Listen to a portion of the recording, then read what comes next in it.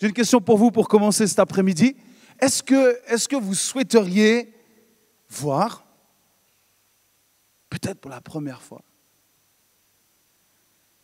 un portrait de Jésus? Il y en a qui s'intéressent cet après-midi de voir un portrait de Jésus. Je l'ai emmené. J'ai emmené un portrait de Jésus. Qui veut voir un portrait de Jésus cet après-midi? Ok. Ceux qui ne lèvent pas la main, je pense qu'ils sentent le canular, ils sentent qu'il y a une entourloupe quelque part. Non, c'est une vraie question qui aura une vraie réponse dans quelques secondes. Parce qu'il paraît que c'est Dieu lui-même qui l'a dessiné, ce portrait que j'ai. J'ai un portrait que Dieu lui-même a dessiné. Ça vous dit de le voir? Ok, vous n'avez pas l'air bien motivé à voir ce portrait de Jésus. On parle de Jésus, notre Sauveur, notre Seigneur. Ça vous dit de voir son portrait? Ah, voilà. Alors l'histoire raconte qu'il y a très longtemps, un jour, Jésus est venu voir son Père et il lui dit, écoute, Papa, dis-moi comment tu me vois. Comment tu me vois? Comment tu me vois, toi, mon Père? Comment tu me vois, moi, ton Fils? Et puis à ce moment-là, Dieu a commencé à prendre un papier, un crayon, quelques crayons de couleur. Il a commencé à dessiner. Il a commencé à dessiner. Puis il regardait son fils. Il ne bouge pas. Il commençait à dessiner. Puis le fils se disait, mais waouh, j'attends de voir ce que le Père va me montrer, quel portrait j'ai, à quoi je ressemble pour lui. Et puis ça a duré. Et puis au bout d'une certaine heure, ça y est, le portrait était terminé. Puis il prend encore un petit peu son temps. Il dit, attends, je n'ai pas tout à fait terminé. Il va faire patienter un petit peu son fils encore, il va fignoler les détails, il va le regarder comme ça, il dit, attends, bouge pas, là, il y a quelque chose, il faut que je termine. Puis le fils impatient, il dit, allez papa, montre-moi, c'est fini maintenant. Ça fait 2 heures qu'on est là, ça fait 2 heures que tu me... Quand même, allez, s'il te plaît. Impatient peut-être, comme vous maintenant, qui attendez de voir ce portrait. Et le père, il dit, fils, t'es prêt? T'es prêt à voir ton portrait? Comment moi je te vois? Comment moi je te vois, mon fils? Vous êtes prêt à voir ce portrait? Ou je fais attendre encore un petit peu? Je vous ai dit, je vous ai ramené le portrait de Jésus. Celui que le Père lui-même a dessiné, et si on peut l'afficher maintenant derrière moi.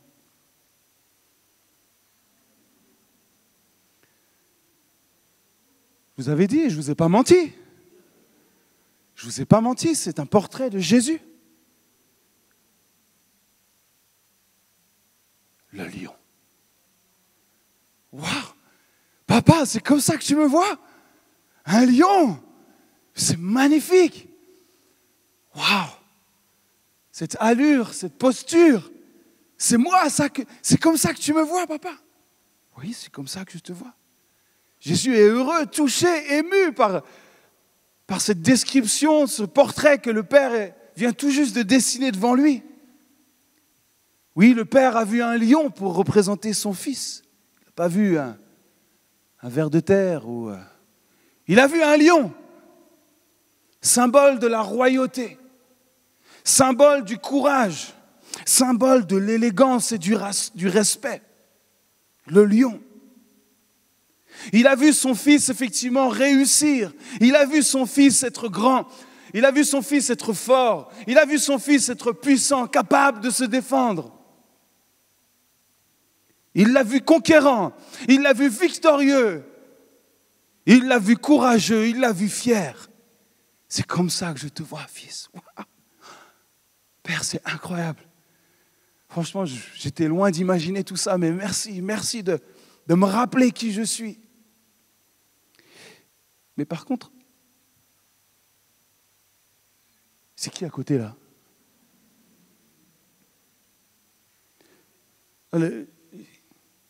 À côté là, t'as dessiné qui? Saint-Esprit ou c'est qui lui à côté? T'as vu la tête qu'il fait en plus? Regarde l'air qu'il a là. À côté de moi, regarde. C'est qui lui? Regarde-moi cette tête qu'il a. Non, c'est aussi toi. Mais non, tu as dit que j'étais un lion. Comment je peux être aussi juste ça à côté là? Ça n'a rien à voir. C'est pas possible. Soit l'un, soit l'autre, mais pas les deux. Non, c'est toi aussi. Oh, mais regarde, il n'a pas l'air vraiment intelligent. Regarde la tête qu'il a. Regarde-moi à côté. Il fait peur à personne en plus. Puis en plus, j'ai entendu dire que cette espèce de... Ils ont besoin d'un berger. Ils ne peuvent pas être tout seuls. Ils ont besoin d'un berger. Je crois que ça s'appelle un... Ils appellent ça aussi un pasteur. Enfin bref. Puis un petit détail, lui, il n'a pas de barbe. Moi, j'aime bien la barbe. Il paraît qu'il faut les tondre aussi régulièrement. Moi, j'aime bien, regarde cette crinière, cette couronne que j'ai sur ma tête. Mais lui, à côté, là, sérieux. Papa, qu'est-ce que tu as fait? Non, c'est bien toi, fils. Tu m'as demandé de te dessiner, alors voilà qui tu es. Majesté et humilité. Puissance et douceur. Tu es autorité, mais tu es amour. Tu es le lion, mais tu es aussi l'agneau. Voilà qui tu es. Alors aujourd'hui, les amis, si nous étions face à Dieu, oseriez-vous lui demander de vous dessiner? Papa, dessine-moi. Comment je suis aujourd'hui? Qui suis-je vraiment, papa? Est-ce que nous aurions le même dessein?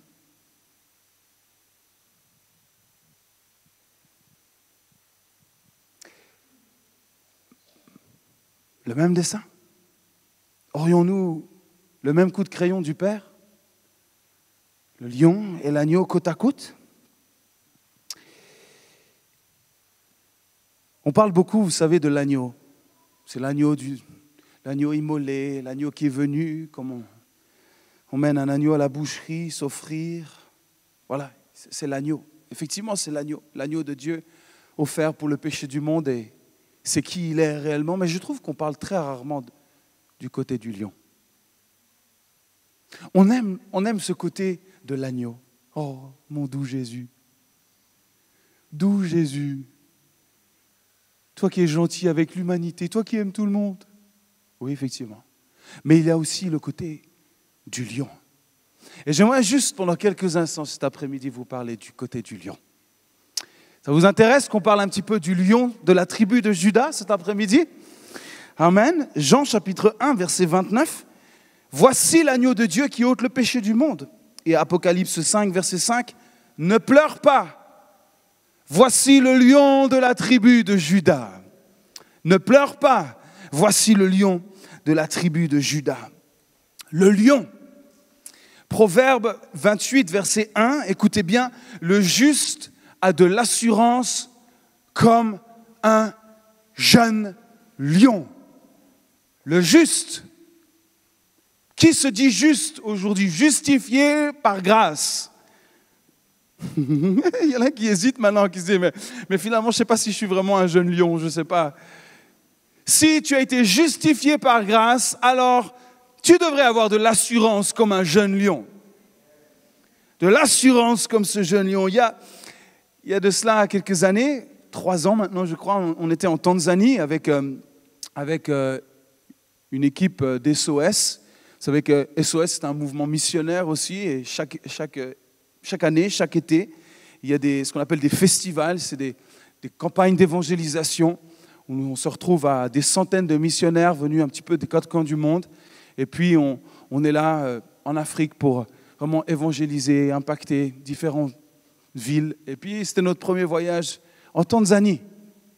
Et puis, à la fin de de cette semaine, de ces 10 jours de campagne d'évangélisation, on s'est dit, hey, c'est la Tanzanie quand même. On pourrait essayer de se faire un petit safari. S'il y a bien un endroit où on peut faire un safari, c'est la Tanzanie. Alors on a prolongé notre séjour, et puis on est allé sur la plaine de Serengeti. Ça vous dit quelque chose? Le Roi Lion. C'est vraiment le paysage du Roi Lion. C'est vraiment cette plaine immense, une savane de 60 000 km². 60 000 km² entre le Kenya et la Tanzanie. Et ce Serengeti signifie simplement la plaine sans fin. Et effectivement, vous arrivez là, c'est la plaine sans fin. C'est immense, immense. Et là, on se baladait, pas à pied, ok? On est dans un bon pick-up bien solide. Et puis, à un moment donné, alors qu'on roulait sur un sentier, le temps s'est arrêté. En face de nous, juste à quelques mètres, marchant fièrement, plein d'assurance, un lion. Je vous assure, quand un lion arrive en face de vous, même si vous êtes dans la voiture, ça reste impressionnant. Le lion marchait. Nous nous sommes arrêtés, mais lui, il a continué à avancer. Il s'est approché de la voiture. Il n'a pas baissé la tête, il n'a pas eu peur de nous, c'est plutôt l'inverse qui s'est passé. Mais il a collé la voiture. Et ma femme, on se remémorait cela il y a quelques jours. Elle me dit, mais moi, je ne me souvenais pas de ce détail. Elle dit, quand j'ai vu le lion, j'ai eu la larme à l'œil. J'ai pleuré. Parce que c'était tellement l'image de qui est notre Seigneur et notre Sauveur. Solide, ferme, rempli d'assurance, majestueux, extraordinaire. Et c'est le seul animal qu'on a pu côtoyer de si près, c'est ce lion qui est venu juste à côté de la voiture. Et je me souviens, on le regardait comme ça, et puis il a continué sa route. Quelle allure, quelle posture ce lion. Vous savez pourquoi? Parce qu'on était chez lui. C'était son territoire. C'était là où il était. Et nous étions étrangers, mais lui, il était chez lui, et il vous montrait bien qu'il était chez lui. Ça, c'est chez moi, c'est ma terre. Le thème de mon message ce soir, cet après-midi, c'est défendre son territoire. Défendre notre territoire. Proverbe 30, verset 30 dit « Le lion, le héros des animaux, écoutez bien, ne reculant devant qui que ce soit. » Le lion, le héros des animaux, ne reculant devant qui que ce soit. Il ne recule pas, le lion. Il avance. Il ne fléchit pas, il reste debout. Il ne chancelle pas, il n'a peur de rien. Il est le roi. Et il avance avec assurance. Et j'aimerais nous dire cet après-midi, juste nous rappeler que Jésus est ce lion. Et c'est ce lion aussi qui rugit, ce lion qui rugit fort, ce lion qui ne changera pas. Il restera le roi. Il est le roi et il est le roi des rois et il sera le roi des rois pour l'éternité. Ça, c'est notre Jésus, c'est notre roi. Matthieu chapitre 21. Est-ce que vous êtes prêts à voir un lion rugir? Vous êtes prêts? Parce que si Jésus est un lion, alors il faut qu'il nous montre comment il rugit. Et j'aimerais juste qu'on voit un passage rapidement cet après-midi où le lion de la tribu de Juda a rugi puissamment. Or, s'il y a bien une scène à laquelle j'aurais voulu assister dans la parole de Dieu, c'est celle-ci. Matthieu chapitre 21, verset 12. Jésus entra dans le temple. Il chassa tous ceux qui vendaient et qui achetaient dans le temple. Il renversa les tables des changeurs et les sièges des vendeurs de pigeons. Et il leur dit, il est écrit, ma maison, il est chez lui, ma maison. Il défend son territoire. Ma maison sera appelée une maison de prière. Mais vous en faites une caverne de voleurs. Reprenons la même histoire dans l'évangile de Jean, sous un autre angle. Jean chapitre 2, verset 13, la Pâque des Juifs était proche et Jésus monta à Jérusalem. Il trouva dans le temple les vendeurs de bœufs, des brebis et de pigeons et les changeurs. Ils changeaient de monnaie aussi, il y avait des échanges de monnaie qui se faisaient ici. Ayant fait un fouet avec des cordes. Oh, Jésus va s'équiper là. Il va se faire un fouet avec de bonnes cordes. Il chassa tout le monde du temple, tout le monde dehors. Foutez-moi le camp d'ici. Vous n'avez rien à faire ici dans ma maison. Le lion et l'agneau, mais là on a le lion qui s'exprime. Il dispersa la monnaie de tout le monde. Il va tout renverser les tables. Et il dit aux vendeurs de pigeons, ôtez ça d'ici. Ne faites pas de la maison de mon père une maison de trafic. Ce jour-là, Jésus va agir plus qu'il ne va parler. Et vous savez, dans la Bible, il y a beaucoup de paroles qui sont importantes, mais il y a aussi des gestes, des attitudes qui marquent quelque chose d'important. Et ce qui se passe ici est très important. Par l'attitude de Jésus, on n'a pas l'habitude de voir Jésus de cette manière, vrai ou pas? Quelle violence, mais qu'est-ce qui a pu l'animer par une telle colère, une telle violence, un tel rugissement? Le contexte, il nous est donné par Jean, c'est qu'on est à quelques jours de la Pâque. Okay, revenons dans le contexte. On est à quelques jours de la Pâque. C'est une des fêtes les plus importantes pour le peuple juif. On y vend, c'est vrai, on y vend des animaux de toutes sortes, comme il nous est dit ici. Pourquoi? Pour célébrer la Pâque et faire des sacrifices. C'est chose normale. C'est chose normale. Tout le monde doit acheter des animaux pour célébrer la Pâque et célébrer cette fête. La Pâque, c'est quoi? C'est qu'on célèbre la sortie. Il célèbre la sortie de l'Égypte, la naissance d'Israël en tant que peuple et ce passage de l'esclavage à la liberté. Voilà ce qu'il célèbre. Donc c'est extrêmement important. Et là, Jésus arrive au temple. Il arrive au temple et là, il y a des échanges, il y a du trafic, il y a de la vente, toutes sortes de choses, de produits. Pourquoi? Pour célébrer la Pâque. Ce n'est pas nouveau, ce n'est pas quelque chose qui n'est pas normal en soi, qu'il y ait ce troc et ces échanges. Ce n'est pas quelque chose de choquant. Tout le monde est habitué à ça. Et Jésus sait que ça doit se passer aussi. Alors pourquoi Jésus se met dans une telle colère à ce moment-là? Pourquoi le lion rugit à ce moment-là? S'il sait que les gens ont besoin de célébrer la Pâque, alors il leur faut acheter ces animaux pour pouvoir célébrer cela. Pourquoi Jésus? Pourquoi une telle violence? Je vais vous dire pourquoi cet après-midi. Parce qu'il y a eu un vol dans la maison de l'Éternel. Il y a eu un vol. Quelque chose a été dérobé dans la maison, dans le temple de Dieu. Quelque chose qui a été volé. Et ce n'est pas bien de voler. Quand on est rentré de Tanzanie, j'avais plein de choses dans mon téléphone. Des vidéos, des photos, par centaines. Garder les souvenirs de tout ce qu'on avait vu, vécu. Et puis en rentrant à Lyon, alors que j'étais en train de rendre service à quelqu'un, j'avais laissé ma voiture sur le côté, en double fil. Pas bien, je sais. Mais en double fil, c'était rapide. Et au moment où je suis revenu dans ma voiture, quelques secondes après, mon téléphone avait disparu. Quelqu'un, en fait, était rentré dans ma voiture, avait pris mon téléphone et était parti avec. Mon ami, ce jour-là, il pleuvait des cordes, je m'en souviens, comme si c'était hier. Et cette sensation, je ne sais pas si vous avez déjà été volé un jour dans votre vie. Quelqu'un vous a dérobé quelque chose.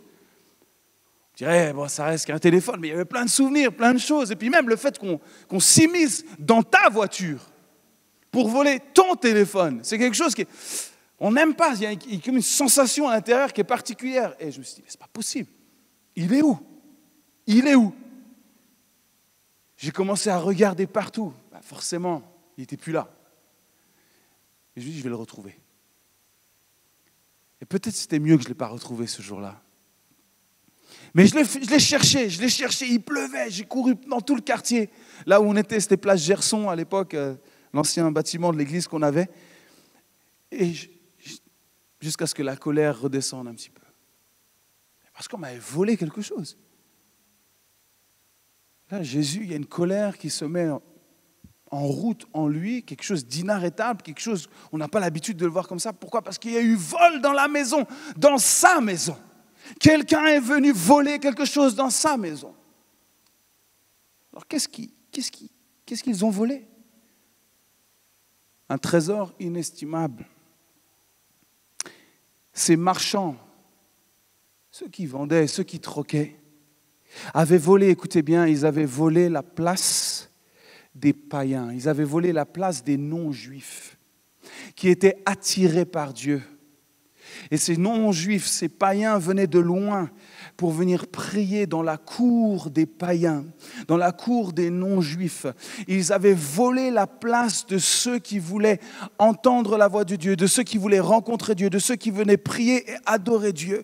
Ils avaient pris cette place, ils s'étaient mis là et ils en avaient fait une place de marché. Ce qui fait que quand les non-juifs, les païens venaient parce qu'ils étaient attirés par Dieu, ils ne pouvaient pas prier parce qu'il y avait un tel brouhaha, c'était le marché. Vous êtes déjà allé sur un marché, il y a du bruit, ce n'est pas l'endroit où on va prier habituellement.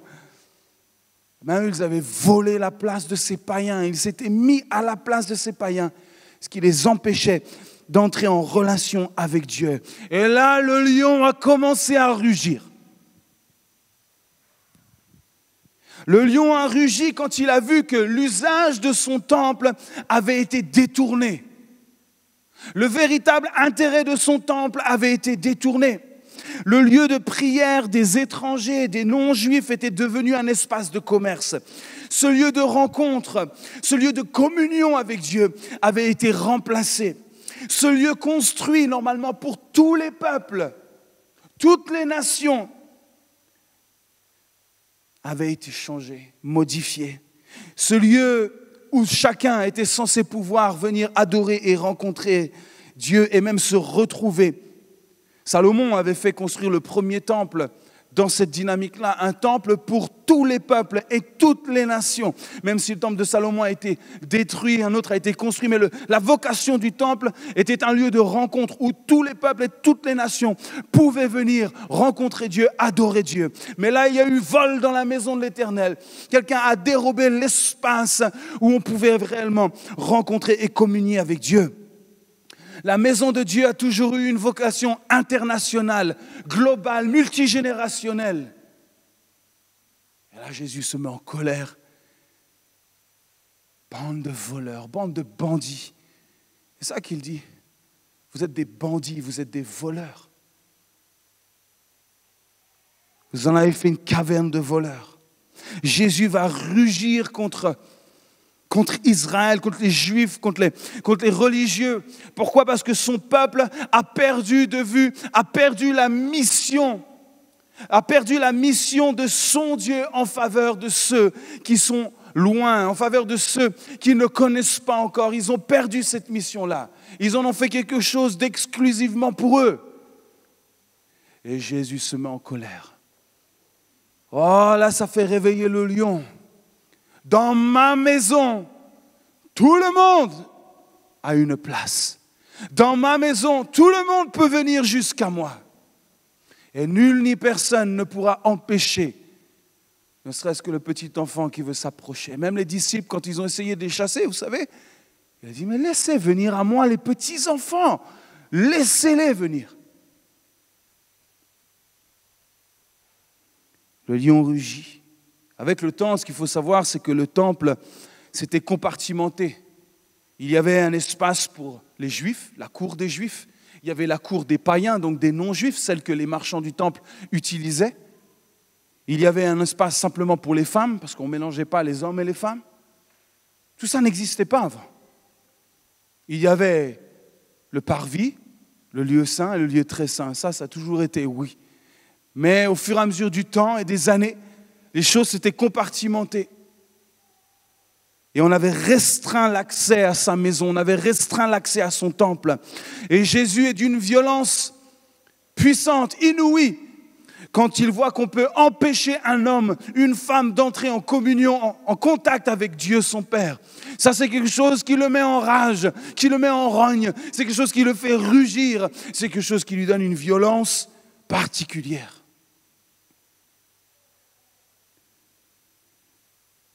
Jésus n'a pas changé, les amis. Jésus est violent avec toute tradition humaine, toute religiosité qui empêcherait un homme, un individu de découvrir la grâce qu'il y a en son nom. Jésus n'a pas reculé devant les hommes. Oh non, il n'a pas reculé ce jour-là. Le lion de la tribu de Juda n'a pas reculé, mais il est venu, il a tout renversé. Ils n'étaient pas juste quelques marchands, ils étaient extrêmement nombreux à vendre, parce qu'il y avait du monde à nourrir. Il y avait des marchands de partout, et il est venu, il a tout renversé, rendant l'échange impossible, rendant la vente impossible. Il a fait envoler les pigeons, il a mis le bazar là-dedans. Il a renversé la place que l'homme avait prise dans sa maison. Il reste et il restera le roi des rois. Et sa maison est une maison de prière pour tous les peuples, toutes les générations. Amen. C'est sa maison. Et il a balayé la place que l'homme a voulu prendre dans sa propre maison.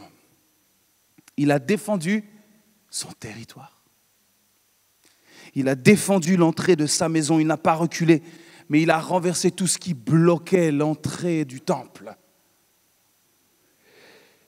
Jésus n'a pas supporté que quelqu'un vole ou bloque l'accès à sa maison. Alors, on va dire, oui, mais comment ils ont fait les gens alors pour célébrer la Pâque s'il a tout balayé comme ça ?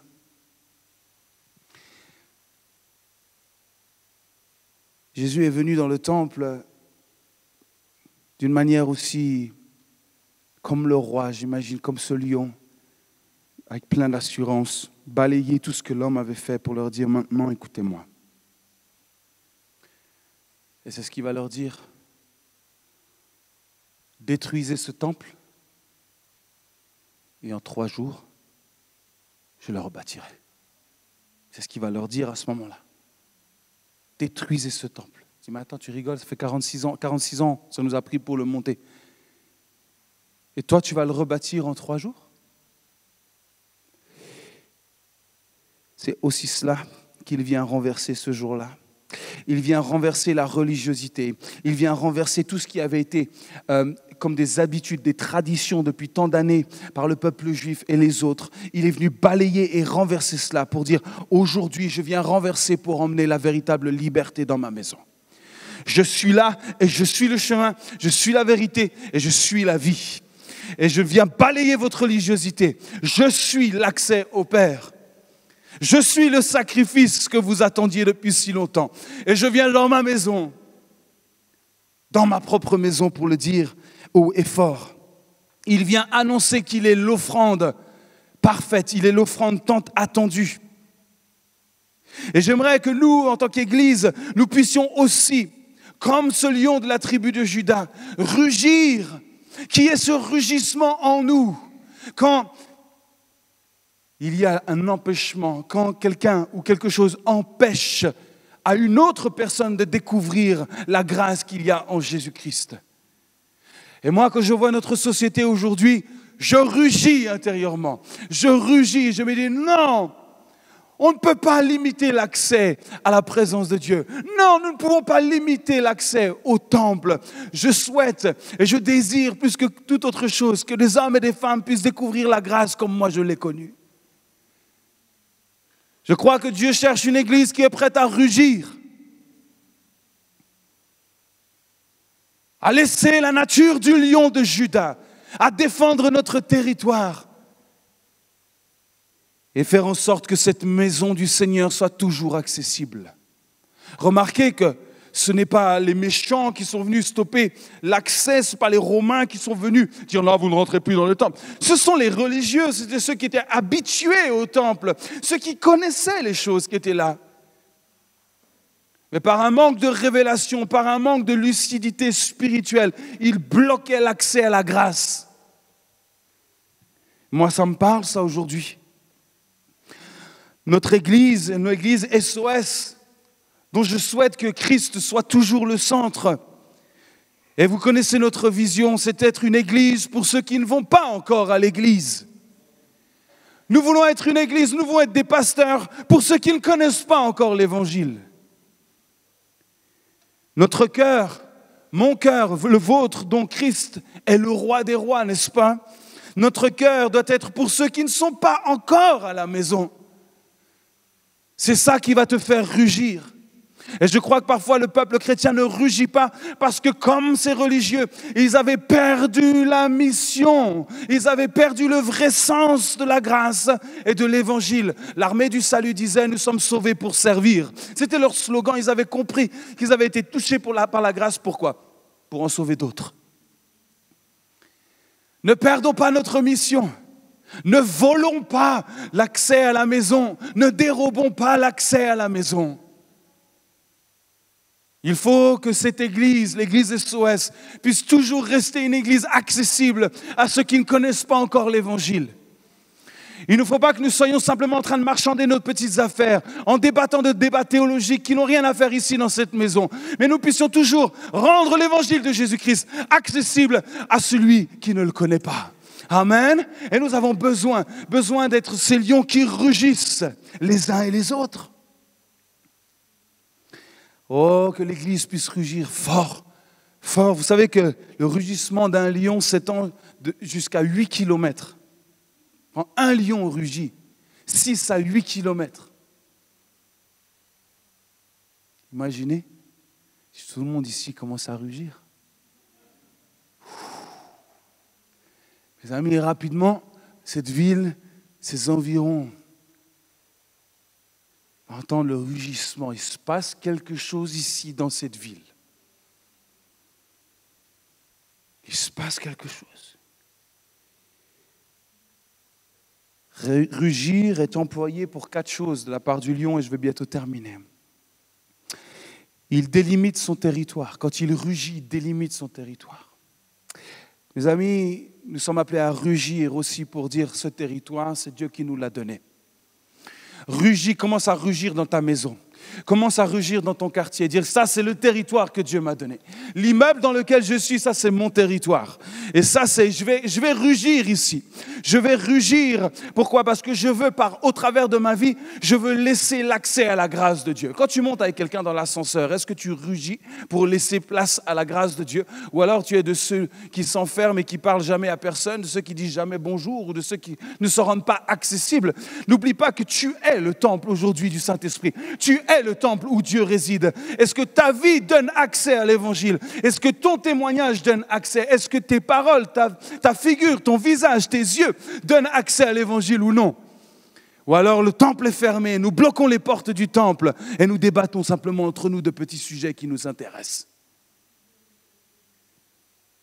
Ne volons pas l'accès au temple, ne bloquons pas l'accès au temple. Des hommes et des femmes attendent simplement que la porte soit ouverte. La porte de chez toi. Juste la porte de chez toi soit ouverte pour que tu puisses l'accueillir. Pas besoin uniquement de venir ici le dimanche. S'ils viennent, c'est magnifique. Mais ça peut commencer directement tout à l'heure. Demain, en ouvrant la porte de ton appartement. Le rugissement, c'est aussi appeler les autres du groupe. Rassemblement. Wow. Quand il rugit, il appelle les autres. Waouh, on est ensemble. Waouh. Ça rugit, rassemblement. Ça sert aussi pour intimider l'ennemi. On est là et on fait du bruit et on rugit. Nous n'avons peur de rien. Nous avons l'assurance du jeune lion. Amen. Oh, nous ne sommes pas animés par la peur, mais par l'assurance que nous avons. Que nos prières sont entendues, que nos prières sont exaucées, parce que Christ est en nous. Et le 4e point, c'est qu'il renforce le lien familial entre les membres du groupe. C'est une famille et non une institution. Amen. Et nous voulons que l'Église soit une famille. Pourquoi? Parce que c'est Le plus important, c'est nos relations. Nous sommes frères et sœurs et nous sommes appelés à vivre cette dynamique de famille. L'Église n'est pas une structure. L'Église est une famille avant toute chose. Amen. L'Église n'est pas une institution. Elle est faite de membres, de frères et de sœurs, de personnes qui s'assemblent, qui choisissent de s'assembler pour rugir et dire « Nous sommes un parce que nous sommes avec Christ et Christ est en nous et c'est lui notre roi et nous continuerons à élever son nom. » Amen. Oh, l'Église est le rugissement de Christ pour que quiconque veut s'approcher du Père puisse être accompagné et non bloqué. Entendez bien cela. L'Église, c'est le rugissement de Christ pour que quiconque qui veut venir à lui puisse être accompagné et non bloqué. Que notre Église ne soit jamais un endroit où on bloque l'accès à la grâce. Non, nous accueillerons chacune. Il y aura toujours une place. Toujours. Et on s'assurera qu'il y ait toujours de la place pour celui qui a besoin de découvrir la grâce, celui qui est attiré par Dieu, celui qui veut le connaître. Et que l'Église que nous sommes ne puisse en aucun cas reculer devant la pression humaine, mais que l'Église se lève. Que l'Église se lève pour rugir, afin que le nom de Jésus soit élevé. Vous savez ce qui se passe juste après ça? C'est ma conclusion. Juste après ce qui vient de se passer, vous savez ce qui se passe? Écoutez bien ce qui est dit. Matthieu 21, verset 14. Juste après que Jésus ait tout chassé, des aveugles et des boiteux s'approchèrent de lui dans le temple. Et ils furent guéris. Juste après qu'il ait fait de la place, qu'est-ce qui se passe? Des aveugles et des boiteux. Enfin, ont retrouvé l'accès à la grâce. Des aveugles et des boiteux ont enfin accès à nouveau à la maison du Père. Des aveugles et des boiteux peuvent entrer finalement dans le temple. Ça, c'est l'assurance que nous avons, les amis. C'est que les miracles arrivent. Je crois que les miracles arrivent, ils sont à notre porte, les amis. Ils sont à la porte de ta maison, à la porte de ton appartement. Si tu ouvres la porte, le miracle est déjà là. Les aveugles et les boiteux vont venir toquer à ta porte. Les malheureux vont venir toquer. Ceux qui ont besoin de Jésus vont venir toquer. Si dans ton cœur tu es prêt à cela, alors Dieu va t'utiliser, je le crois. Et Dieu va utiliser quiconque ici. Pas besoin d'être talentueux, pas besoin de faire de la musique, pas besoin de chanter, pas besoin de... Juste ton cœur qui s'ouvre et Dieu va venir. Il va t'envoyer des personnes frapper à ta porte. Mon ami, sois prêt, et qu'ensemble nous puissions rugir et dire, personne ne nous privera de voir l'évangile se propager de Lyon jusqu'aux extrémités de la terre. Amen. Sommes-nous prêts à défendre notre territoire? Là où ton pied est posé, ce sol t'appartient. Amen. Et nous sommes ici, les amis. Lyon est notre terre. Lyon est notre ville. C'est à nous. Dieu nous l'a donné, il nous l'a confié. À nous de faire en sorte que cette terre soit toujours ouverte. Laissons toujours les portes de l'Église ouvertes pour que la grâce soit accessible, que le pécheur trouve le pardon, pour que le malade soit guéri, pour que le boiteux marche, pour que l'aveugle voie. Une Église pour tous les peuples, c'est notre vision, les amis. Une Église pour tous les peuples. Est-ce que tu peux remettre l'affiche qu'on met toujours au début, la bienvenue à l'Église des Célestions, comme ça? Une Église pour tous les peuples, toutes les nations. Le livre des Actes à Lyon jusqu'aux extrémités de la terre. Ça fait 2 ans que l'Église existe, ça fait 2 ans que tous les dimanches c'est inscrit à ce tableau. Mais j'aimerais que véritablement ça prenne vie en chacun de nous. Chacun de nous dit, ça c'est notre vision. Ce n'est pas la vision des SOS, c'est la vision du Christ. C'est la vision que le Christ a emmenée. Ouvrez les portes du temple. Ouvrez, rendez-vous accessible, rendez l'évangile accessible. Et que le monde soit changé par ma grâce.